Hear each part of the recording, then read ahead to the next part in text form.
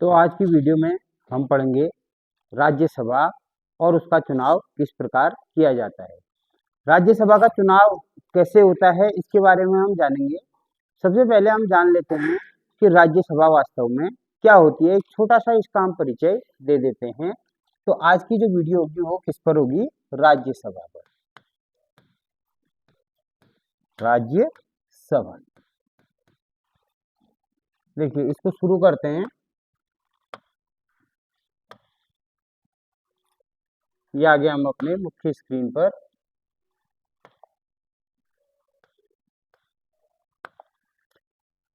ये हमने आज पढ़ना है राज्यसभा।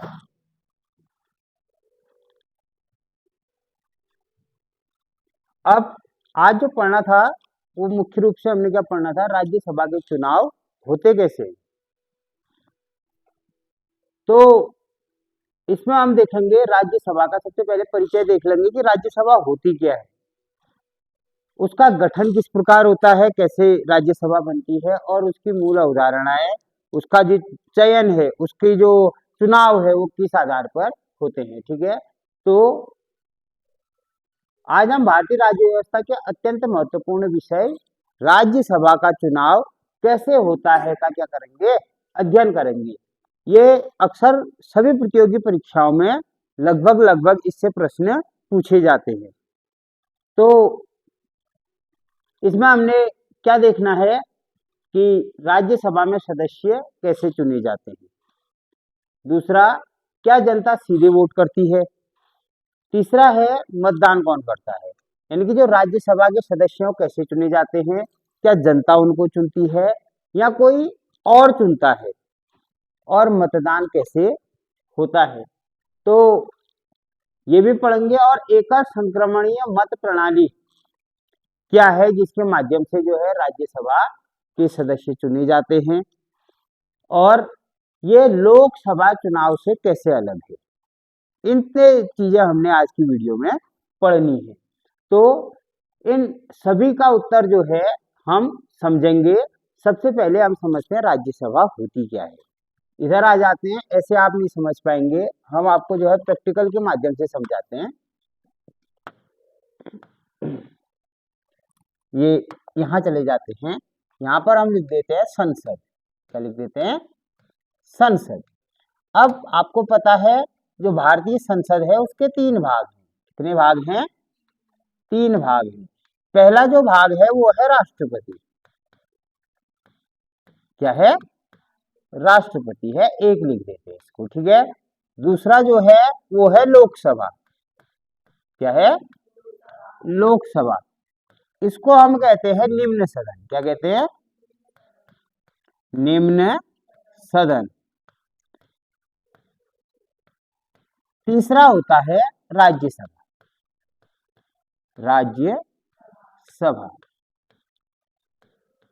तो इसे हम कहते हैं उच्च सदन। क्या कहते हैं? उच्च सदन।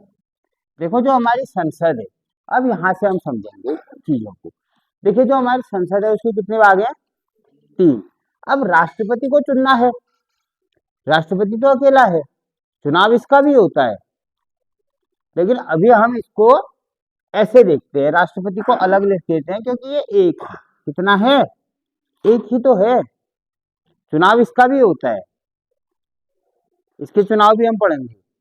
लेकिन लोकसभा क्या है? एक सदन है। क्या है? सदन, मतलब यहाँ एक से अधिक लोग होंगे। अभी लोकसभा की जो सदस्य संख्या है वो है 543। कितनी है? 543 लोग इसमें बैठते हैं। किसमें? लोकसभा में। इन 543 को कैसे चुना जाता है? एक प्रश्न ये हो गया लोकसभा। दूसरा, राज्यसभा में है 245 सदस्य। कितने हैं?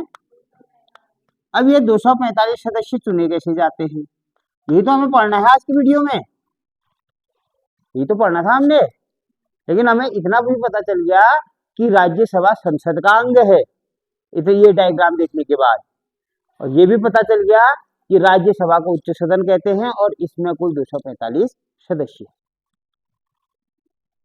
ठीक हो गया? इतना हमें क्या आ गया है समझ में आ गया। अब देखते हैं राज्यसभा क्या है, ये हम समझ गए हैं थोड़ा बहुत। तो डबल प्रेस करके यहाँ चलते हैं। भारत में संसद कितने सदनों से मिलकर बनती है? 2।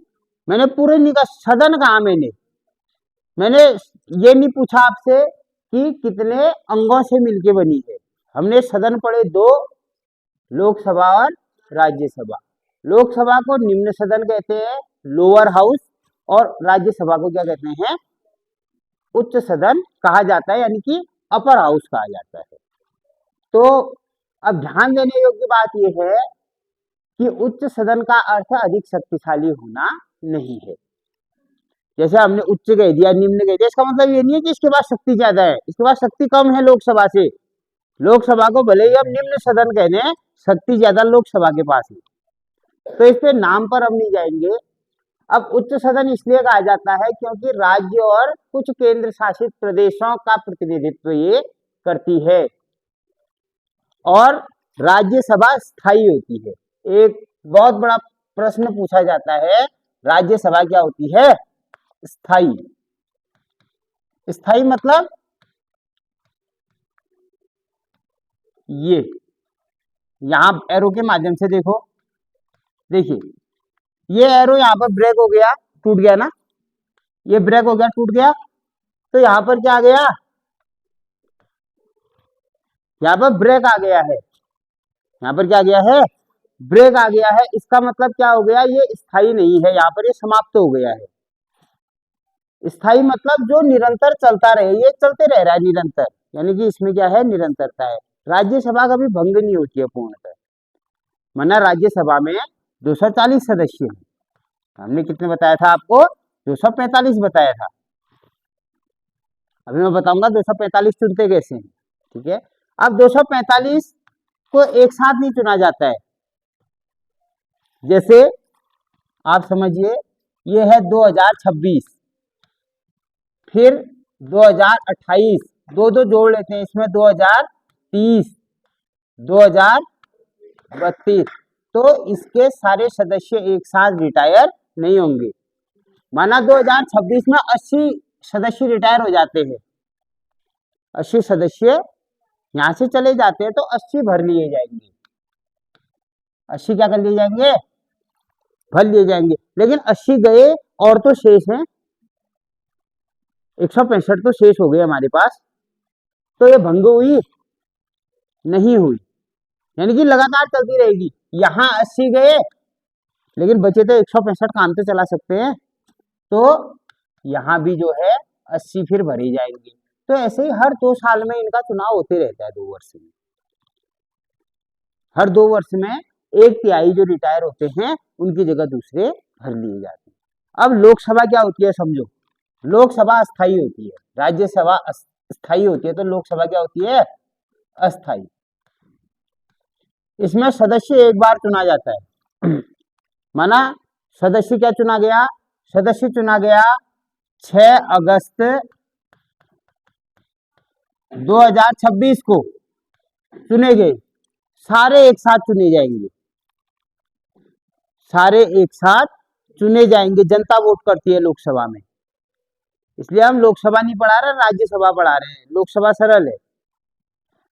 अब लोकसभा में 543 सीट हैं। चुनाव हुआ, चुनाव तो सारे देश में होगा, अलग अलग चरणों में होगा, रिजल्ट एक साथ आएंगे, तो सब एक साथ क्या हो जाएंगे? चले जाएंगे लोकसभा में, जो जीतेंगे।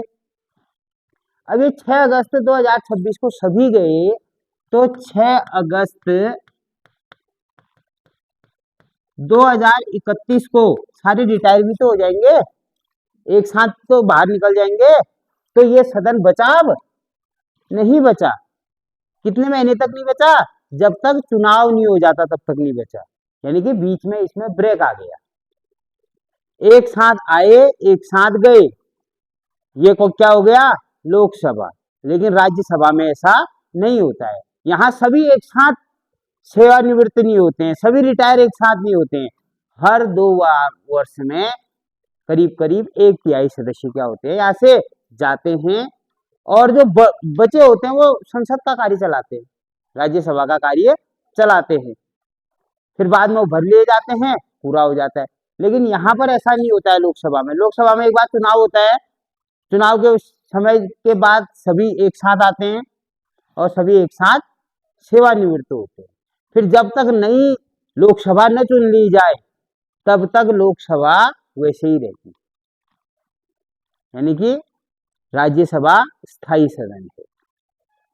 सबसे पहले राज्यसभा क्या है, उच्च सदन है, फिर क्या है, स्थायी सदन है। ठीक है। लोकसभा का कार्यकाल कितने वर्ष का होता है, 5 वर्ष का होता है, ये हमें पता होना चाहिए। और 5 वर्ष हो जाएगा तो नया चुनाव कराया जाएगा सबका, सभी सीटों का। लेकिन राज्यसभा कभी भंग नहीं होती है, इसे परमानेंट हाउस भी कहा जाता है, किसका, संसद का। 2 वर्ष में लगभग 1/3 सदस्य इसमें क्या हो जाते हैं, चले जाते हैं, बाकी बचे रहते हैं। इसलिए एक साथ सभी बाहर नहीं जाते, इसमें एक साथ पूरी राज्यसभा खाली नहीं होती है। और राज्यसभा के जो निर्वाचित सदस्य हैं उनका कार्यकाल कितने वर्ष का होता है, 6 वर्ष का होता है। लोकसभा का कार्यकाल कितना है, 5 वर्ष, और इसके निर्वाचित सदस्य का कार्यकाल कितना होता है, 6 वर्ष का होता है। ठीक है। तो इस व्यवस्था के कारण क्या होता है, राज्यसभा का अस्तित्व निरंतर बना रहता है, राज्यसभा चलते रहेगी, अस्तित्व इसका कभी समाप्त नहीं होगा। और इसमें सदस्य कितने होते हैं ये देखिए। देखिए जो भारतीय संविधान है उसमें मैं आपको एक बता देता हूं, ये है सरला, एक नाम है लड़की का होता है ना। तो यहाँ पर 79 लिखो, यहाँ पर 80 लिखो, यहाँ पर 81 लिखो। ठीक है। तो 79, 80 और 81। तो राज्यसभा का वर्णन किसमें है, अनुच्छेद 80 में है।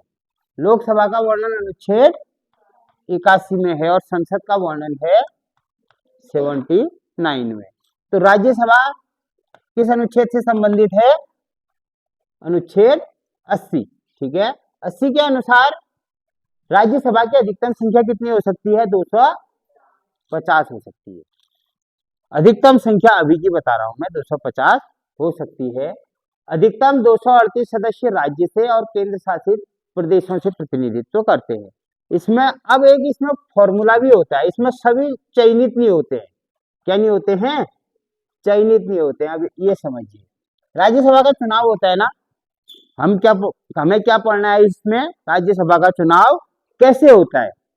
लेकिन आप ये मान के चलिए कि 245 जो सदस्य हैं उसमें से निर्वाचन 233 का ही होता है, 233 ही चुने जाते हैं। अब बाहर कहां से आते हैं,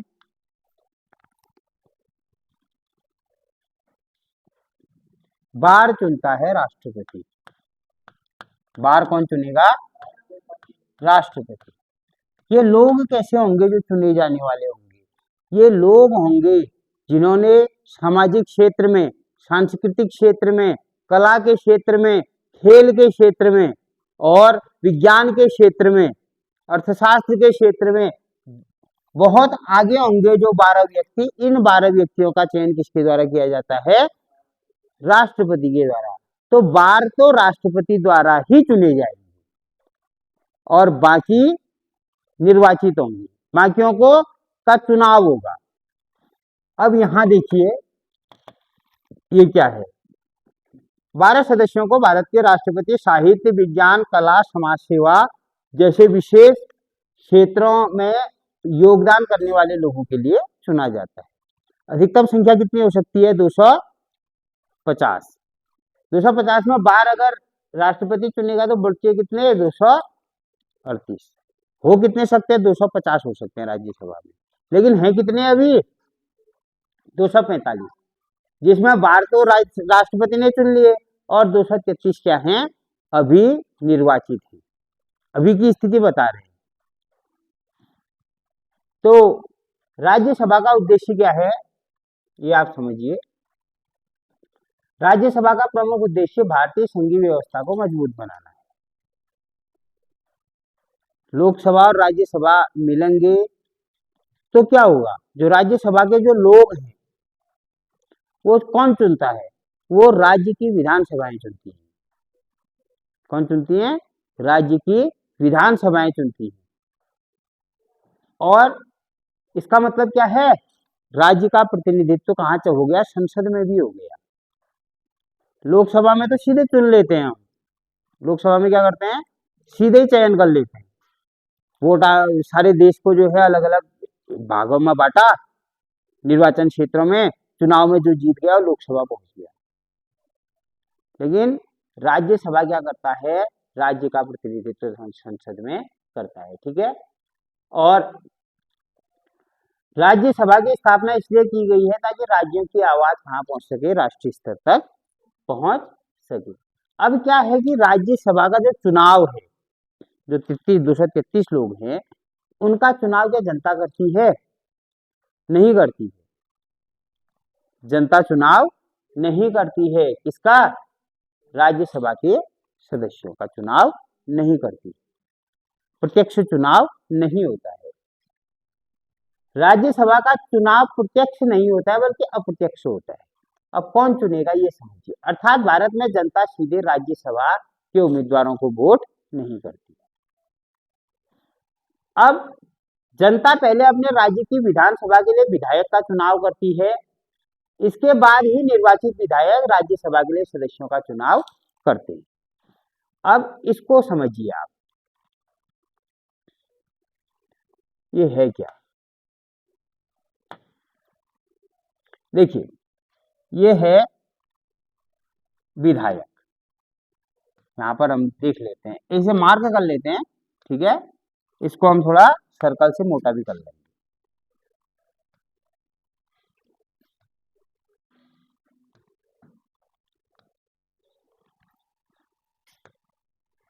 ये जो नीली पट्टी है क्या दिखा रही है?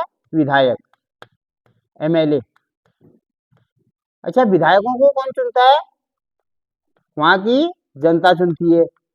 सीधे चुनाव होता है विधायकों का, प्रत्यक्ष। कैसा चुनाव होता है? जनता भाग लेती है। 18 वर्ष से ऊपर वाले जितने भी लोग हैं वो क्या देते हैं? वोट देते हैं। तो क्या करती है? क्या कौन चुनाया जाता है? विधायक।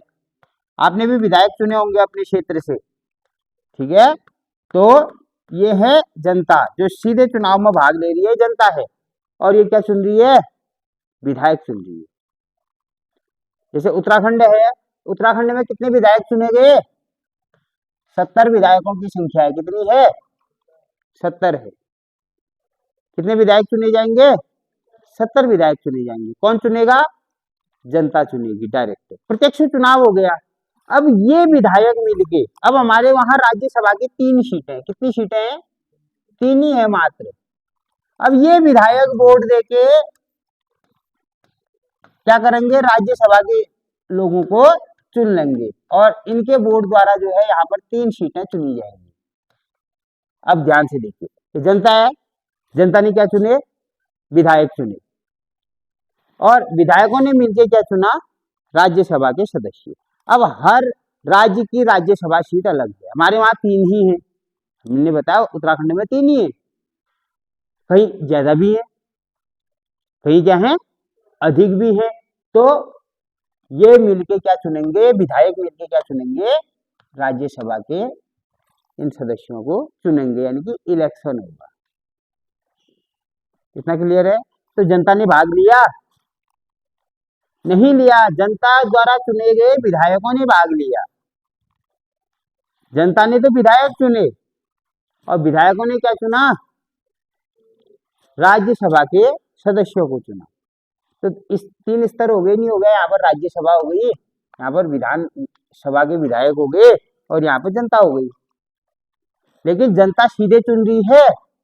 नहीं चुन रही है, बीच में विधायक है, ये चुन रहे हैं। तो ये आप समझेंगे। देखिए, बाद इसके बाद वही निर्वाचित विधायक राज्यसभा का क्या करते हैं? चुनाव करते हैं। दिल्ली और पुदुचेरी उन केंद्र शासित प्रदेशों में है जहां विधानसभा है। दिल्ली और पुदुचेरी में क्या है? विधानसभाएं हैं। वहां के विधायक भी क्या करते हैं? राज्यसभा चुनाव के लिए क्या करते हैं? मतदान करते हैं। अब इसे अप्रत्यक्ष चुनाव क्यों कहा गया? क्योंकि ये देखिए, माना आपके राज्य में विधानसभा चुनाव हुए, जनता ने अपने प्रतिनिधि को वोट दिया और विधायकों को चुन लिया। हमने विधायक चुन लिया, अलग अलग क्षेत्र से अलग अलग विधायक चुन लिए, कहीं से कांग्रेस का विधायक जीता, कहीं से बीजेपी का जीता, कहीं से दूसरे दलों का जीता, लेकिन जीत गया हो और विधायक बन गए। जब राज्य की राज्यसभा की कोई सीट रिक्त होगी तब जनता दोबारा मतदान नहीं करेगी। उस राज्य के निर्वाचित विधायक मतदान करके राज्यसभा के लिए नए सदस्य का चुनाव करेंगे। जब विधायक नहीं होता है तो विधायकों का चुनाव होता है।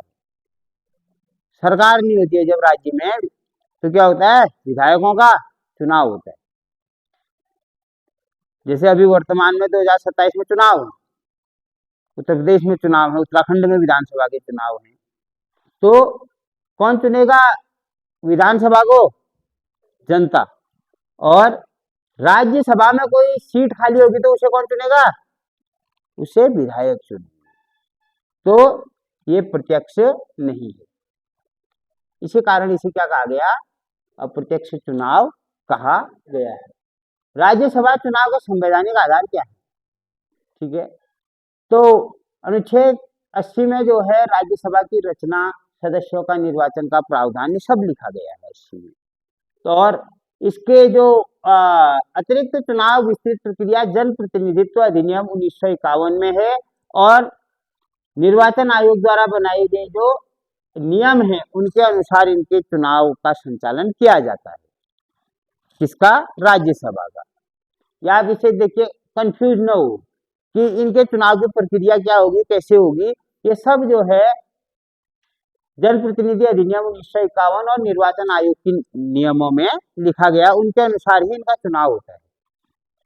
तो ये हमें समझ आ गया।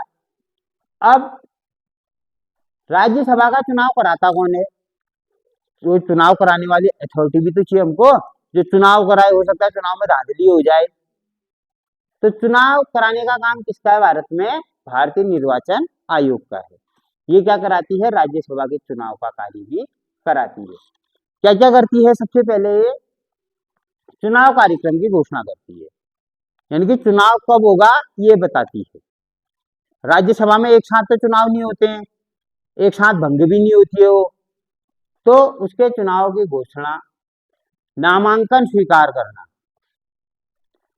माना कोई व्यक्ति राज्यसभा के लिए उठना चाहता है, खड़ा होना चाहता है, उम्मीदवार है, तो उसका नामांकन कौन कराएगा? निर्वाचन आयोग। नामांकन पत्रों की जांच करना, वास्तव में व्यक्ति राज्यसभा योग्य है नहीं है, पूरी योग्यता पूरी करता है नहीं है, तो ये कौन देखेगा? निर्वाचन आयोग। और लास्ट में मतदान और मतगणना की व्यवस्था भी कौन करेगा? निर्वाचन आयोग। कौन जीता कौन हारा, वहां भी तो राज्यसभा सीट के लिए कई उम्मीदवार होते हैं। अब इतना हमें समझ आ गया। तो इस पूरी प्रक्रिया का उद्देश्य स्वतंत्र, निष्पक्ष और पारदर्शी चुनाव सुनिश्चित करना होता है। राज्यसभा चुनाव लड़ने की योग्यता। अब माना कोई भी राज्यसभा चुनाव लड़ना चाहेगा तो उस उम्मीदवार की योग्यता क्या होनी चाहिए? कौन लड़ सकता है राज्यसभा का चुनाव? तो सबसे पहले भारत का क्या होना चाहिए? नागरिक होना चाहिए। दूसरा, न्यूनतम आयु 30 वर्ष होनी चाहिए, 30 वर्ष से छोटा नहीं होना चाहिए। उससे अधिक आयु वाला क्या लड़ सकता है? राज्यसभा के लिए लड़ सकता है। तीसरा, लाभ का पद धारण नहीं करना चाहिए जब तक कि कानून द्वारा अनुमति न हो। लाभ का पद मतलब कोई भी सरकार से संबंधित जो पद होता है, कोई सरकारी नौकरी हो गई, वो लाभ के पद में गिनी जाती है। यानी कि जब वो चुनाव लड़ रहा हो, कोई भी लाभ का पद, यानी कि जो सरकार ने लाभ के पद बना रखे हैं, चाहे वो नौकरी से संबंधित बना रखा है, कोई जो है पदाधिकारी को लाभ का पद माना जाए नहीं माना जाए, तो लाभ का पद माना जाता है। तो लाभ के पद में उस समय नहीं होना चाहिए। और क्या है? संसद द्वारा निर्धारित अन्य कानूनी योग्यताओं को पूरा करने वाला होना चाहिए। अब पता चला कोई डीएम है और राज्यसभा का चुनाव लड़ रहा है, तो उसके पास तो ऑलरेडी लाभ का पद है, पहले वो उसको से हटेगा फिर चुनाव लड़ेगा। ठीक है। तो ये लाभ का पद मतलब ऐसा है जिसने कोई सरकारी पदवी धारण की हुई हो। अब चुनाव की विशेषताएं। राज्यसभा का चुनाव बहुमत प्रणाली से नहीं होता है।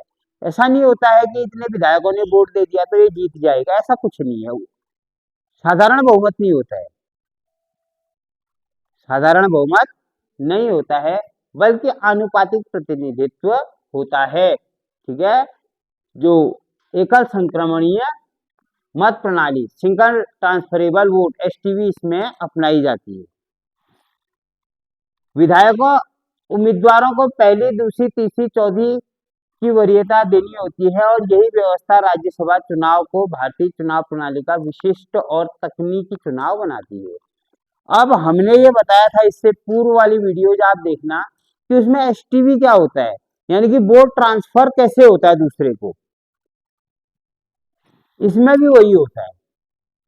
इसमें ऐसा नहीं होता है कि विधायक एक को ही जो है चुनेगा, नहीं, वह एक से अधिकों को चुनेगा। विधायक को एक मतपत्र दिया जाएगा, उसमें वो पहली पसंद के आगे 1 लिखेगा, दूसरे के आगे 2 लिखेगा, तीसरे के आगे 3 लिखेगा, चौथे के आगे 4 लिखेगा। अब उत्तराखंड में माना 6 लोग खड़े हैं। कितने लोग खड़े हैं? 6 लोग खड़े हैं। सीट कितनी है? 3।